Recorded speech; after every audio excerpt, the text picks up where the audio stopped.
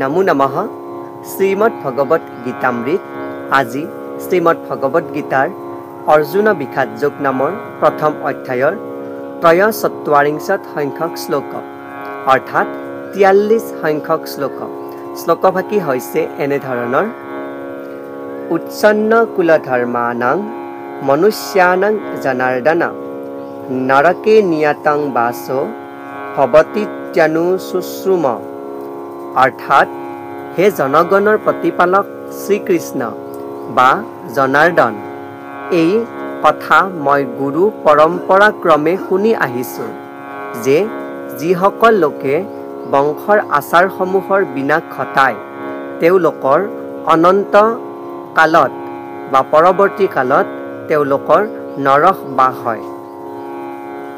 ইয়াৰ পৰা ভগৱান শ্ৰীকৃষ্ণৰ সন্মুখত সখী অৰ্জুনে পৰৱৰ্তী শ্লোকৰ প্ৰসংগক্ৰমে বা পৰৱৰ্তী কৰ্মৰ প্ৰসংগক্ৰমে শ্লোকভাগী অৱতাৰণা কৰিছে।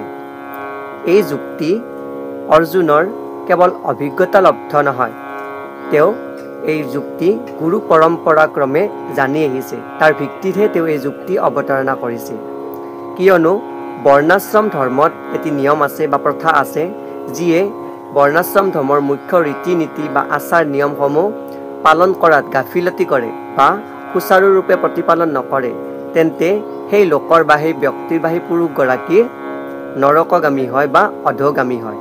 সেই প্ৰসংগত অৰ্জুনে ভগৱান শ্ৰীকৃষ্ণক লগতে সমস্ত সংসাৰৰ প্ৰতি এই শ্লোকভাগী অৱতাৰণা কৰিছে যে সংসাৰৰ যি নীতি নিয়ম বা যি আদৰ্শ সেয়া সকলোৱে নতশিৰে পালন কৰাটো উচিত বুলি কোৱাৰ প্ৰসংগত এই শ্লোকভাগী অৱতাৰণা কৰিছে। ধন্যবাদ।